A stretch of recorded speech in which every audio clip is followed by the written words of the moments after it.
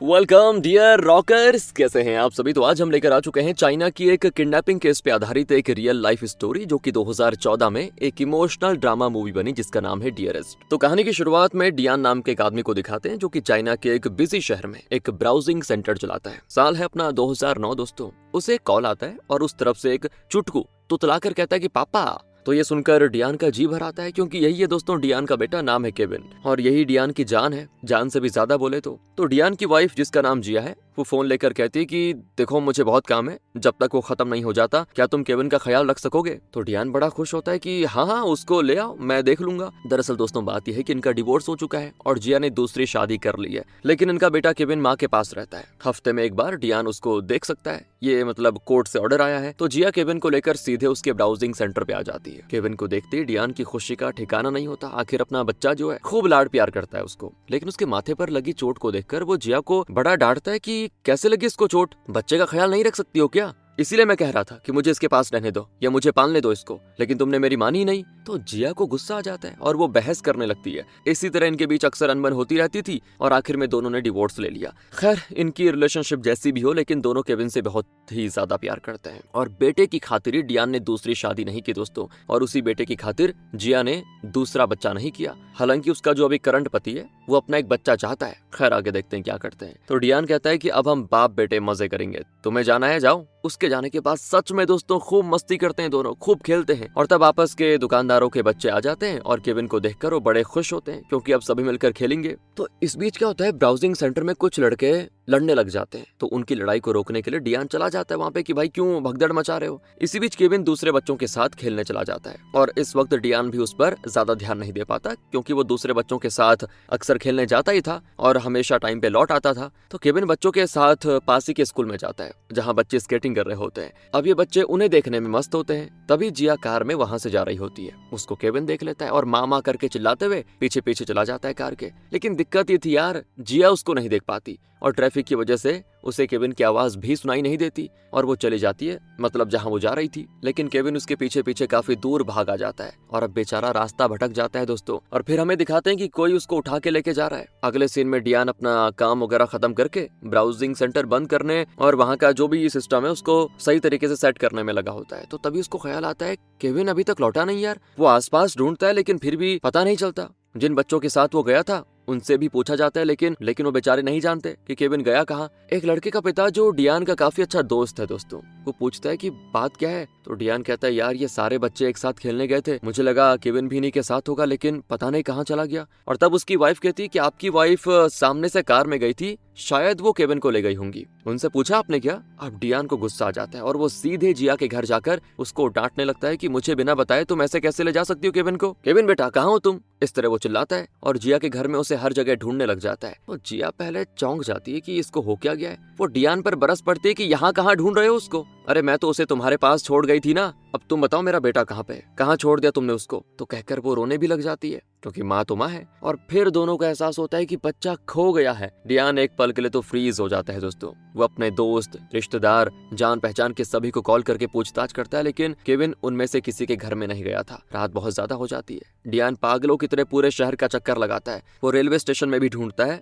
और तब हमें दिखाते हैं कि उसी रेलवे स्टेशन में कोई केविन को उठा के लेके जा रहा है और वो एक ट्रेन में चढ़ जाता है। डियान केविन को पुकारते पुकारते उस ट्रेन में भी चढ़ जाता है। वहाँ ढूंढता है लेकिन वो केविन को नहीं दिखता और आखिर ट्रेन भी निकल जाती है। डियान टूटकर बैठ जाता है, बेचारा क्या करूं। अगले सीन में दोनों पुलिस स्टेशन जाकर कंप्लेंट करते हैं। वो रेलवे स्टेशन का सीसीटीवी चेक करके पता लगाते हैं कि एक आदमी केविन को उठा के लेके जा रहा है, मतलब उसी ने केविन का किडनैप किया होगा। लेकिन न जाने वो उसको कहाँ लेकर गया या उसके साथ क्या करने वाला है, पता नहीं। यहाँ पर तो डियान और जिया की दुनिया उलट जाती है दोस्तों। किडनैपर का चेहरा फुटेजेस में साफ दिखता नहीं, इसीलिए पता लगाना काफी मुश्किल है। तो पुलिस ऑफिसर कहता है आप एक काम करिए, बच्चे की और अपनी सारी डिटेल्स देकर जाइए, जब कुछ भी पता चलेगा तो हम आपको खबर दे देंगे। डियान और जिया बाहर आते हैं और जिया डियान को मारने लग जाती है कि मैंने तुम्हारे भरोसे अपने बेटे को छोड़ा था तुम्हारे पास, अब देखो कैसे भी करके उसको लेकर आ जाओ वरना तुम्हारी जान ले लूंगी मैं। इस तरह अगेन बेबसी में वो डियान पे चिल्लाती है और जिया का पति उसको शांत करके वहां से लेके जाता है। अब दोस्तों डियान के ऊपर केविन को ढूंढने की जिम्मेदारी जिम्मेदारी है। निकल पड़ता है वो उसको ढूंढने के लिए अपने तरीके से, और पोस्टर्स छपवाता है पहले।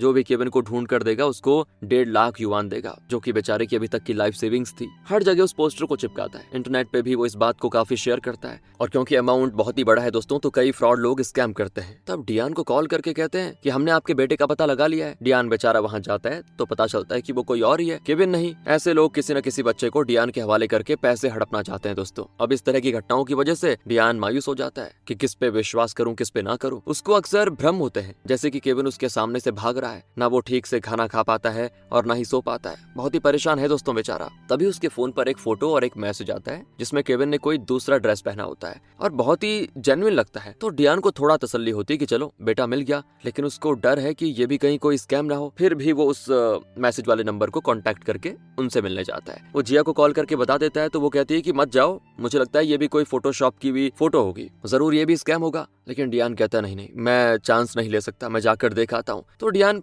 पूरे पैसे लेकर, सेफ्टी के लिए चाकू भी लेकर उस जगह पहुंच जाता है। और बड़ा खतरनाक एरिया मालूम होता है यार। वहां एक लड़का बैठा होता है, लेकिन फिर पता चलता है कि वो केविन नहीं है। मतलब ये भी एक तरह का ट्रैप था। कुछ गुंडे डियान को घेर लेते हैं और डियान भीड़ भाड़ में से निकलकर भागने लग जाता है और फिर एक रेलवे ट्रैक पे पहुंचता है, लेकिन वहां वो लोग फिर से डियान को घेर लेते हैं। अब डियान चाकू दिखाकर उन्हें डराने की कोशिश करता है कि अगर पास आए तो मार दूंगा। जैसे तैसे डियान दूसरी तरफ जाकर नीचे पानी में कूद जाता है। पैसे उसने एक प्लास्टिक कवर में सेफ रखे थे और इस तरह वो बचकर लौट आता है। दूसरी ओर दोस्तों, बेटे के खोने की वजह से जिया बड़ी डिप्रेशन में होती है। उसको साइकेट्रिक काउंसलिंग की जरूरत पड़ जाती है, पर डॉक्टर कुछ भी कह ले, जिया केविन को भूल ही नहीं पाती। दूसरी ओर डियान दिन रात मतलब 24 घंटे केविन का पता लगाने में लगा रहता है। उसने तो अपना ब्राउजिंग सेंटर भी बंद करवा दिया है फिलहाल के लिए, और इसी वजह से 3 महीने से वो ब्राउजिंग सेंटर का भाड़ा तक नहीं दे पाया। तो दुकान का ओनर कहता है कि मैं तुम्हारा दर्द समझ सकता हूँ डियान, लेकिन मुझे भी पैसों की जरूरत है। बिना भाड़े के मेरा परिवार कैसे चलेगा बताओ? तो प्लीज एक काम करो, दुकान खाली कर दो, मैं किसी और को ज्यादा भाड़े पे दे दूंगा। तुम्हें पिछले महीनों का भाड़ा देने की भी जरूरत नहीं है। और ये सारी चीजें जिया दूर से देख रही होती है। वो भी समझ जाती है यार डियान का दर्द, कि बेचारा बच्चे के लिए बहुत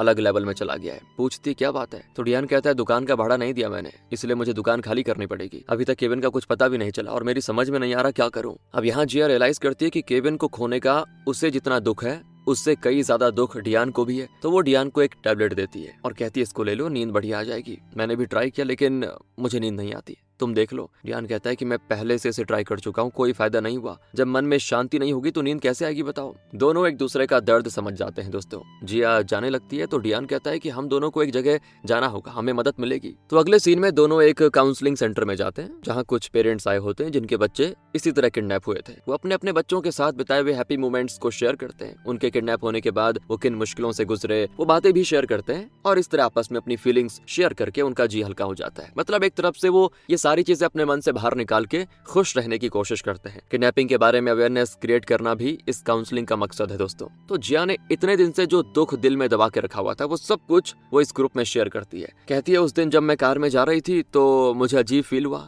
लगा कि मेरा बेटा मेरे पीछे आ रहा है, लेकिन मैंने मिरर में नहीं देखा और वही मेरी सबसे बड़ी गलती थी। मुझे देख लेना चाहिए था। अगर उस वक्त मैं देख लेती ना तो मुझे अपने बच्चे को खोने की ये नौबत नहीं आती। तो फिर सब उसको हिम्मत देते हैं कि चलो मिल जाएगा बच्चा। अगले सीन में डियान अपनी दुकान खाली कर रहा होता है। क्या करें, अब करना ही पड़ेगा। तो तब जिया का पति आ जाता है। वो थोड़ा अमीर है वैसे, और डियान की प्रॉब्लम को समझ जाता है। कहता है ये लो कुछ पैसे रख लो, दूसरी दुकान देख लो। मैं जानता हूँ कि तुम और जिया कितने परेशान हो, लेकिन लाइफ कभी थमती नहीं है ना, हमें इस लाइफ को आगे बढ़ाने की सोचनी चाहिए। तो डियान कहता है कि शायद तुम ठीक कहते हो भाई, लेकिन मुझे केविन को कैसे भी ढूंढ निकालना है। मेरी वजह से जिया को भी इतना दुख झेलना पड़ रहा है, बताओ। तुम उसको संभालो और मुझे ये पैसे नहीं चाहिए, थैंक्स, लेकिन तुमने मेरी मदद करने की सोची, ये मैं कभी भूलूंगा नहीं। कहकर डियान उन पैसों को ठुकरा देता है। दूसरी ओर उस काउंसलिंग ग्रुप के लोग अपने माइंड को डाइवर्ट करने के लिए एक ट्रिप पे जाते हैं। उस ग्रुप को चलाने वाला आदमी जिसका नाम डेविड है, वो सभी को बताता है कि पुलिस ने किडनैपिंग गैंग को पकड़ा है। अब हो सकता है कि हमारे बच्चों में से कुछ उन्हीं के हाथों किडनैप हुए होंगे और हम उम्मीद कर सकते हैं कि हमारे बच्चे हमें वापस मिल जाएंगे। तो ये सुनकर सारे पेरेंट्स की थोड़ी सी उम्मीद जाग जाती है और वो बड़े खुश होते हैं कि चलो देखते हैं, और इसी उम्मीद की वजह से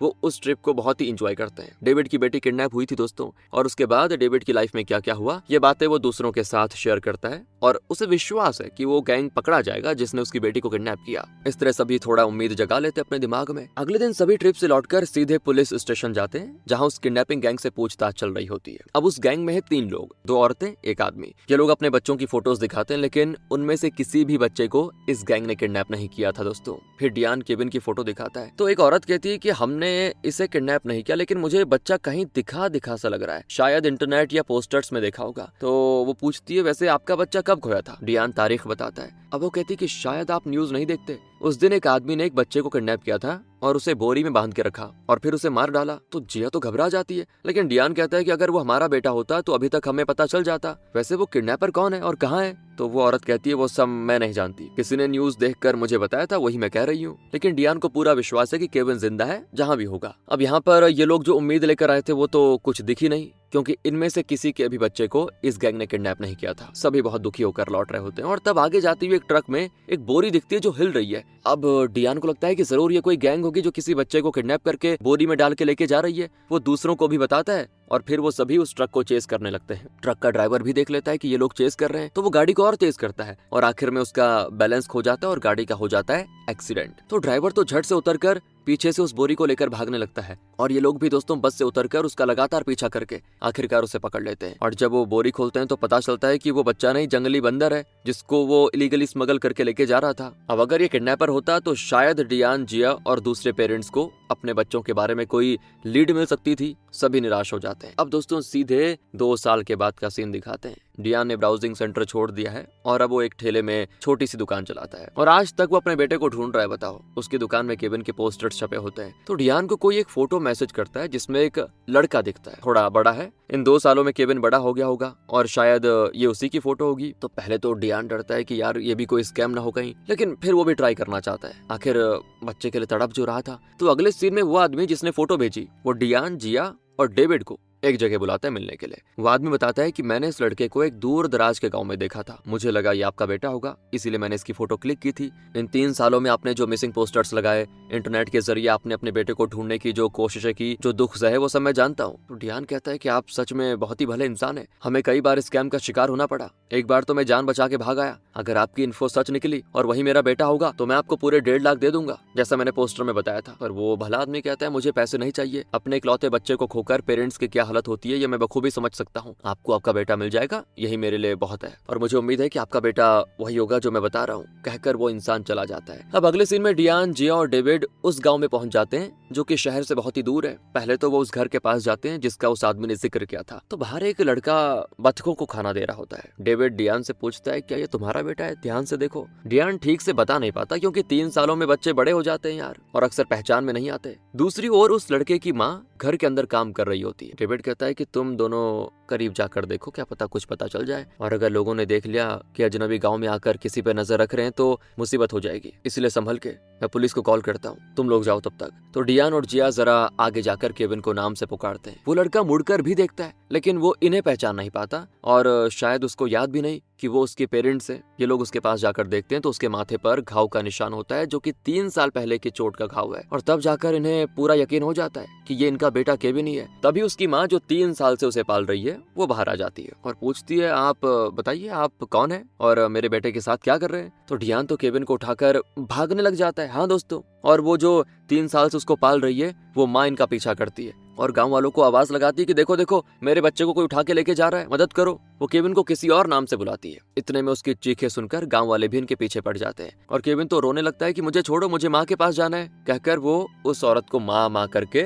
पुकारता रहता है। डियान और जिया भी उसको लेकर बहुत दूर भाग जाते हैं लेकिन और भाग नहीं पाते। गाँव वाले उन्हें पकड़ लेते हैं और पीटने भी लग जाते हैं। इतने में पुलिस आ जाती है क्योंकि डेविड ने कॉल कर दिया था और वो एक ही गन शॉट से सभी को रोक लेते हैं। अब आ जाइए दोस्तों पुलिस स्टेशन में। वो औरत जिसका नाम मैरलिन है बहुत ही इनोसेंटली पूछती कि मेरे बेटे को ये लोग क्यों उठा के लेके जा रहे थे और आप लोगों ने हमें यहाँ क्यों पकड़ के रखा हुआ है, हमें जाने दो ना और मेरा बेटा मुझे वापस करो। तो वो कहते हैं कि ये तुम्हारा नहीं इनका बेटा है, कहकर वो उस सीसीटीवी फुटेजेस से लिए हुए फोटोज दिखाते हैं जिसमें केविन का किडनैपर उसको उठा के लेके जा रहा था और पहले पूछते हैं कि ये आदमी कौन है। तो मैरलिन को अंदाजा हो जाता है कि ये उसका पति है। ये स्टेशन वाले पूछते हैं कि तुम्हारा पति कहाँ है, उसे बुलाओ। तो वो कहती मेरे पति को मरे हुए 1 साल हो चुका है लेकिन ये मेरा बेटा है। तुम्हारा बेटा? अच्छा, क्या तुमने इसको जन्म दिया था? तो बेचारी डगमगा जाती है और बहुत घबरा कर कहती नहीं, मैं माँ नहीं बन सकती थी, मेरा पति शहर जाकर काम करता था, वहाँ उसका दूसरी औरत के साथ रिश्ता था और उसी के जरिए ये लड़का पैदा हुआ। मेरे पति ने इसको पालने की जिम्मेदारी मुझे दे दी थी, ये मेरा बच्चा है। अब दोस्तों ये लोग समझ जाते हैं कि मैरलिन माँ नहीं बन सकती थी, इसीलिए उसके पति ने शहर से डियान और जिया के बच्चे को किडनैप किया और अपनी वाइफ को कोई झूठी कहानी बताकर उसे ये बच्चा दे दिया। अब पुलिस ऑफिसर कहता है कि देखो अगर तुम्हारा पति जिंदा होता ना तो हम उसे जेल में बंद कर देते, उसने इलीगल काम किया है और ये दोनों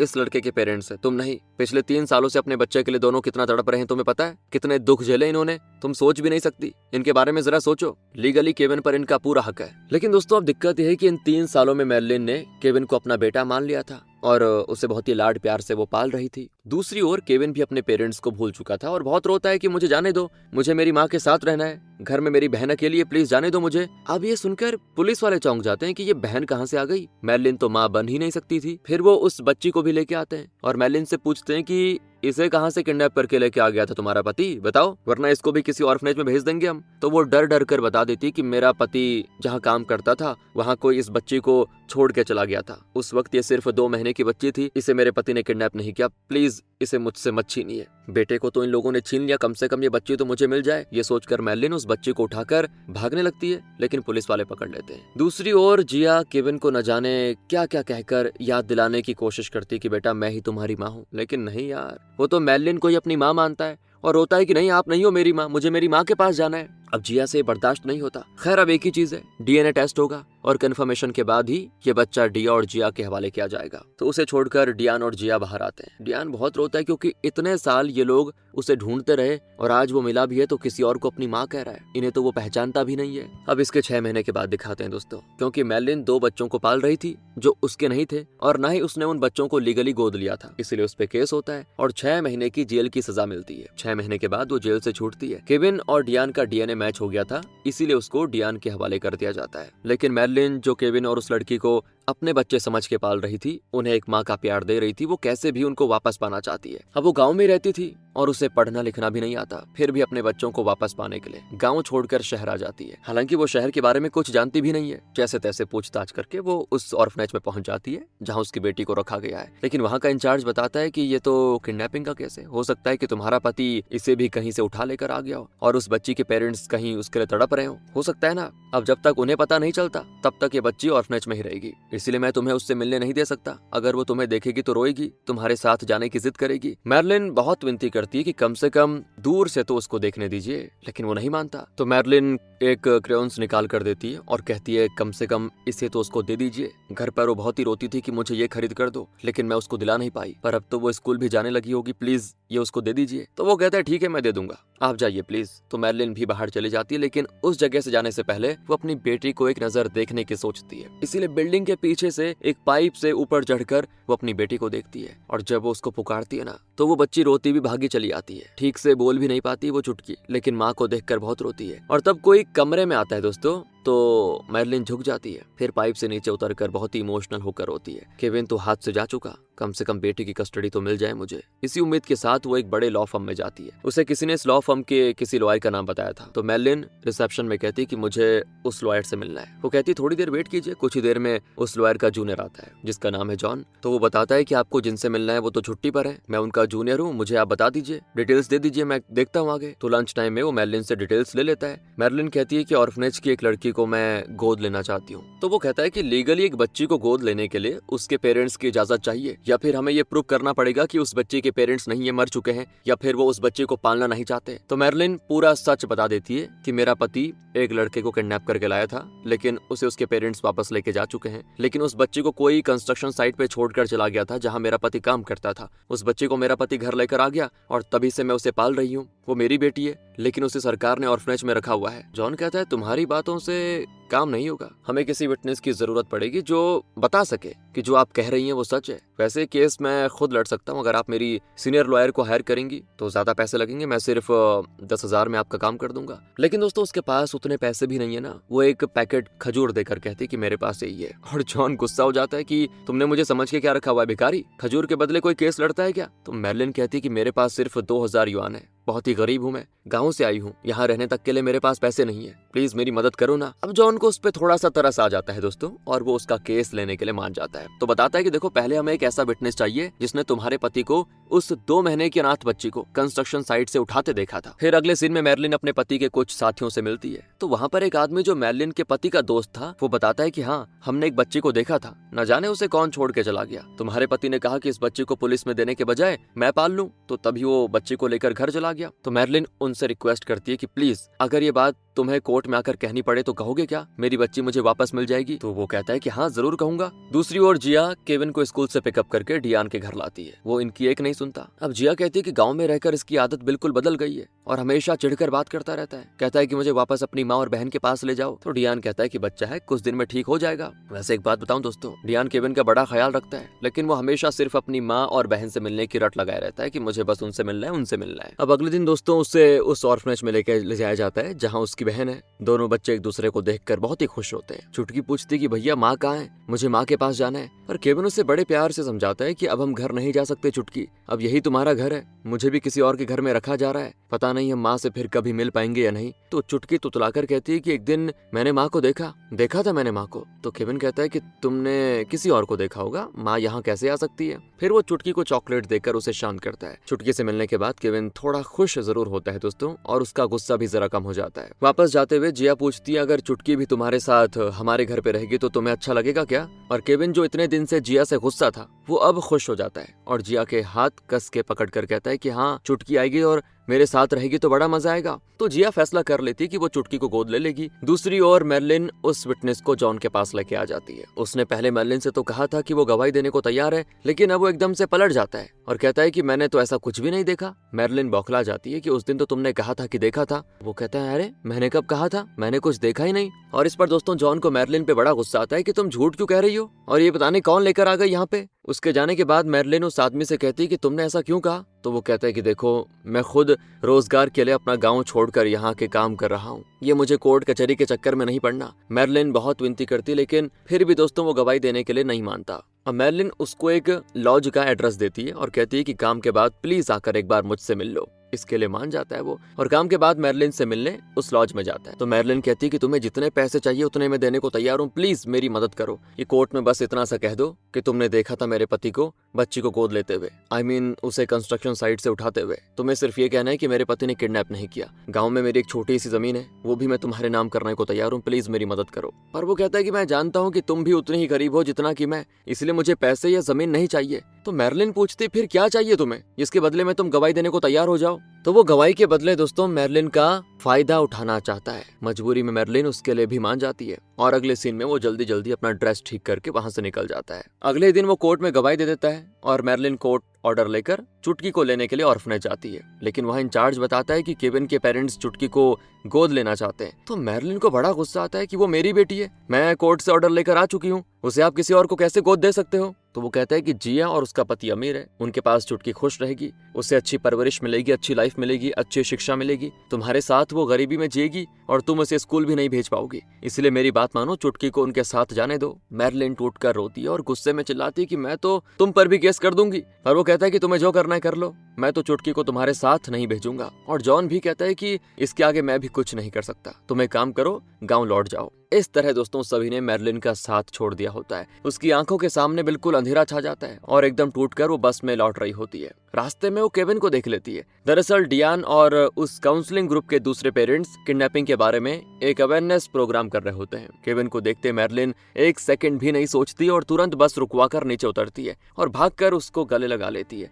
जॉन भी पीछे भागा चला आता है। मैरलिन को देखकर केविन भी इमोशनल हो जाता है और माँ माँ कहकर रोने लग जाता है। तो वहाँ पर खड़े लोग उनको घेर लेते हैं और मैरलिन को हटाने की कोशिश करते हैं कि हटो। तभी कोई कहता है कि ये केविन के किडनैपर की वाइफ है और ये सुनकर सभी उसको मारने पे उतर आते हैं। दोस्तों सभी मिलकर केविन को उससे अलग कर देते हैं और जॉन उसे वहां से लेके जाता है। केविन माँ से अलग होकर बहुत ही रोता है, लेकिन जिया को दोस्तों मैरलिन से चिढ़ होती है कि एक तो 3 साल से मेरे बेटे को इसने मुझसे अलग करके रखा हुआ है और अब उसको वापस भी लेने के लिए आ गई, बताओ, और मेरा बच्चा है कि उसी को माँ कह रहा है। अगले सीन में डियान अपने घर पे होता है। जॉन को मैरलिन का दर्द समझ आ जाता है। पहले तो वो मैरलिन को गाँव लौट जाने के लिए कह रहा था, लेकिन अब उसने कैसे भी करके मैरलिन को चुटकी की कस्टडी दिलाने का फैसला कर लिया है और वो मैरलिन के केस का फाइल देख रहा होता है कि इसमें क्या किया जा सकता है। घर पर उसकी माँ है जो किसी वजह से बहुत ही डिप्रेस्ड रहती है, अक्सर बेवजह घर की चीजें तोड़ फोड़ देती है। दोस्तों उनकी देखभाल करने के लिए एक केयरटेकर भी है। तो माँ बहुत वायलेंट हो जाती है। तो जॉन उन्हें शांत करके फिर केस फाइल्स को देखने में लग जाता है और तभी केयरटेकर कहती है कि मुझे गाँव वापस जाना है, वहाँ मेरा परिवार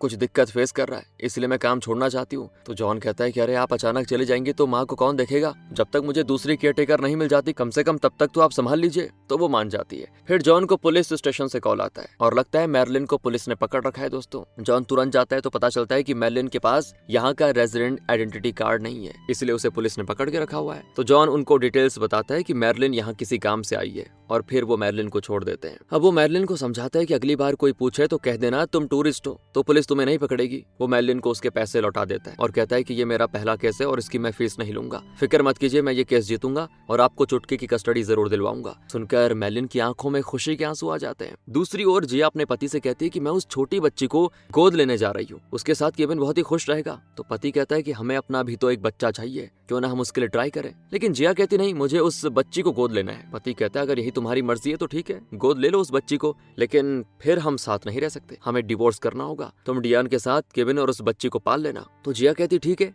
और वो केविन को लेकर डियान के घर आ जाती है और इनके काउंसलिंग ग्रुप के सभी साथी आए होते हैं। उस पार्टी में डेविड कहता है कि मैं आप सभी को एक खुश खबरी देना चाहता हूँ, मेरी वाइफ प्रेग्नेंट है, हमारी एक और औलाद होगी और मैंने अपनी खोई भी बेटी को ढूंढने की कोशिश छोड़ देने का फैसला कर लिया है। ये सुनकर सबकी उम्मीदें टूट जाती है, क्योंकि डेविड ने इन्हें इतना विश्वास दिलाया था कि हम सभी के बच्चे मिल जाएंगे, और अब वो खुद ही ग्रुप छोड़ रहा है, जबकि पहले वही ग्रुप का लीडर था। लेकिन डियान कहता है कि अरे यार, डेविड ने इतनी अच्छी खबर सुनाई है और आप सभी हो कि मुंह लटका कर बैठे हुए हो, उसको चीयर करो यार। तो सभी उसको बधाई देते हैं, सबके सामने वो भी बहुत खुश दिखता है, लेकिन पार्टी के बाद अकेले में फूट फूट कर रोता है, क्योंकि अब उसे विश्वास ही नहीं रहा कि उसकी खोई भी बेटी जिंदा है। अगले सीन में दोस्तों कोर्ट में केस चलता है। एक और जिया चुटकी को गोद लेने का दावा करती है, तो दूसरी ओर मैलिन चुटकी को अपनी बेटी बताती है। जिया का लॉयर जज से कहता है कि जिया के बेटे को मैलिन के पति ने किडनैप किया था, ऐसे परिवार में एक और छोटी बच्ची कैसे पल सकती है। उसे एक अच्छे माहौल की जरूरत है, सहूलियत और शिक्षा की जरूरत है, जो कि सिर्फ जिया उसको दे सकती है, मैलिन नहीं। पर जॉन अपने आर्गुमेंट में कहता है कि वो बच्ची तब से मैलिन के पास पल रही है जब वो महज 2 महीने की बच्ची थी। मैलिन ने उसकी अच्छी परवरिश की है, और तो और विटनेस के स्टेटमेंट के मुताबिक कोर्ट ने यह भी फैसला कर लिया है कि उस बच्चे की कस्टडी मैलिन को ही मिलनी चाहिए। इसलिए मेरी आपसे रिक्वेस्ट है कि उस बच्चे को मैलिन को सौंप दिया जाए, उसके अलावा मैलिन का कोई और है भी नहीं। तो जिया का लॉयर कहता है कि मैलिन गाँव में रहती है, वहाँ अच्छी फैसिलिटीज नहीं है, इसलिए बच्ची की परवरिश ठीक से नहीं हो पाएगी। जिया शहर में रहती है, उनके पास धन दौलत है, वो केविन के साथ उस बच्ची को अपनी बेटी की तरह पालेंगे। तो जॉन कहता है कि आपके कहने का मतलब क्या है? क्या गांव में रहने वाले लोग बच्चा पैदा नहीं कर सकते, बच्चे नहीं पाल सकते? क्या गांव के बच्चे पढ़ते नहीं है? मतलब आपके हिसाब से गांव से शहर बेहतर है? इस तरह दोनों तरफ से बहस हो रही होती है। एक पॉइंट पर मैलिन जिया से विनती करती है कि आपने केविन को मुझसे छीन लिया, कम से कम मेरी बच्ची को तो मेरे साथ रहने दीजिए, उसके बिना मेरी जिंदगी कोई मतलब नहीं रखती और वो भी मेरे बिना खुश नहीं रहेगी। पर जिया कहती है कि केविन अपनी बहन के लिए तरस रहा है और मैंने उसे प्रॉमिस किया है कि मैं उसको उसकी बहन वापस दिलाऊंगी, इसलिए भलाई तो इसी में है कि चुटकी की कस्टडी मुझे मिल जाए। इस तरह केविन और चुटकी दोनों की लाइफ संवर जाएगी, और लगता है जज की भी यही राय है। लेकिन तब जॉन कहता है कि जज साहब, उस बच्ची को गोद लेने के लिए जिया और उसके पति दोनों की सहमति की जरूरत है, लेकिन उनके पति को ये मंजूर नहीं है और जिया अपने पति को डिवोर्स देने वाली है। ये पॉइंट जिया के लॉयर तक को पता नहीं था, वो चौंक जाता है और तभी ऑर्फनेज का इंचार्ज भी जिया पे सवाल उठाता है कि ये बात आपने हमें बताई क्यों नहीं। और फिर जज भी कहते हैं कि तुमने ये बात छुपाकर बहुत ही बड़ी गलती कर दी, अब तुम्हें उस बच्चे की कस्टडी नहीं मिल सकती। जिया परेशान होकर उठकर चली जाती है और मौका पाकर मैरलिन जज से रिक्वेस्ट करती है कि अब तो मेरी बच्ची मुझे दे दीजिए, लेकिन जज नहीं मानते और केस डिसमिस करके चले जाते हैं। अब जॉन मैरलिन को अपने घर लेके आता है, क्योंकि मैरलिन के पास शहर में रहने के लिए कोई जगह नहीं है, और तो और जॉन की माँ की केयरटेकर जा चुकी है, तो मैरलिन उनकी देखभाल करने के लिए मान गई थी। जॉन कहता है कि आप यहीं रह लीजिए, हर महीने मैं आपको माँ की देखभाल करने के लिए तनख्वाह दे दूंगा और मैं आपको प्रॉमिस करता हूँ कि आपकी बेटी आपको दिला के रहूंगा। अगले सीन में डियान केविन को लेकर टहल रहा होता है, लगता है वो सो गया है। तब वो मैरलिन को देखता है। मैरलिन को उसने अक्सर देखा था और वो छुप कर केविन को देखा करती है। इस बार डियान वार्न करता है कि आइंदा मेरे बेटे को देखने की कोशिश की तो बहुत बुरा होगा, पहले बता रहा हूँ। तो मैरलिन रोते हुए कहती है कि मैं उससे नहीं मिलूंगी, बस दूर से उसको देखना चाहती हूँ, लेकिन अगर आपको इससे भी प्रॉब्लम है तो आइंदा मैं उसे कभी देखूंगी नहीं, लेकिन मैं आपको कुछ चीजें बताना चाहती हूँ। कहकर वो केविन की पसंद नापसंद के बारे में डियान को बताने लग जाती है। कहती है उसे पीच फ्रूट से एलर्जी है, वो फ्रूट उसे कभी मत देना। और डियान उसकी बातें सुनकर चला जाता है, लेकिन उसकी आंखें भर आती हैं यार। अपने बेटे से अलग होकर वो कितना तड़पा था ये सिर्फ वही जानता है, और आज मैरलिन उसी की तरह दुख का सामना कर रही है, तो डियान को उसका दर्द समझ में आ जाता है। अगले सीन में मैरलिन एक हॉस्पिटल में होती है। पिछले कुछ दिनों से उसको अक्सर चक्कर आ रहे थे और बहुत ही कमजोर फील कर रही थी, इसलिए वो चेकअप कराने के लिए आ गई है और अपनी रिपोर्ट का वेट कर रही होती है। तो तभी उसको नर्स से पता चलता है कि बधाई हो, आप प्रेग्नेंट है। तो मैरलिन चौंक जाती है, कहती है जरूर ये किसी और की रिपोर्ट होगी, गलती से आप मुझे दे रही हैं, मैं कभी मां नहीं बन सकती। तो नर्स कहती है कि मैरलिन आप ही का नाम है ना, तो ये आप ही की रिपोर्ट है, आप प्रेग्नेंट है। मैरलिन की कुछ समझ में नहीं आता। वो कहती है कि मेरे पति ने मुझे बताया था कि मेरे शरीर में कोई कमी है और मैं कभी मां नहीं बन सकती। तो नर्स कहती है क्या आपने इस बारे में कभी हॉस्पिटल में अपना चेकअप करवाया है? तो मैलिन कहती नहीं, मैंने कभी नहीं करवाया। फिर नर्स कहती है फिर आपको कैसे पता कि आप माँ नहीं बन सकती? ये रिपोर्ट बिल्कुल सही है, आप माँ बनने वाली हैं, बधाई हो। मैलिन की समझ में नहीं आता कि वो खुश हो या दुखी। असल में मैलिन के पति ने उससे झूठ बोला था कि उसमें कमी है। कमी उसके पति में थी,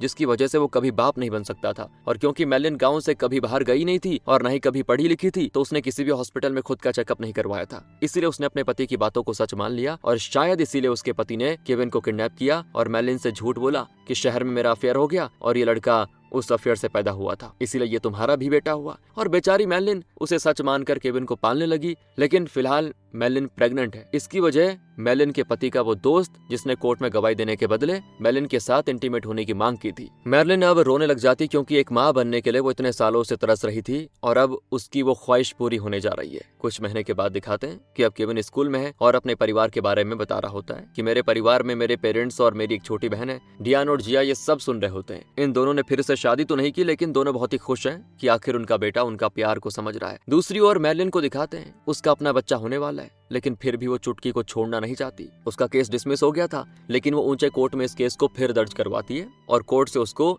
इजाजत मिलती है कि वो जब चाहे ऑर्फनेज जाकर चुटकी से मिल सकती है। क्योंकि ऑर्फनेज में उसे शिक्षा मिल रही है, इसलिए फिलहाल उसे मैलिन के साथ भेजना ठीक नहीं होगा। तो मैलिन अक्सर जाकर चुटकी से मिलती है। वो भी माँ को देखकर बड़ी खुश होती है। फिर रियल लाइफ में मैलिन और चुटकी की कुछ फोटोज दिखाई जाती हैं। दूसरी ओर रियल लाइफ में डियान, जिया, केविन और केविन के साथ चुटकी की फोटोज, ये सब दिखाए जाते हैं दोस्तों। और उम्मीद है कि ये सब बहुत ही खुश होंगे। इसी उम्मीद के साथ एक कहानी खत्म हो जाती है। तो कुछ चीजें रियल बेस्ड होती हैं, वही थी। बाकी अगर आपको अच्छी लगी हो लाइक करें, शेयर करें। मिलते हैं अगली वीडियो में। ध्यान रखें अपना। Thanks for watching.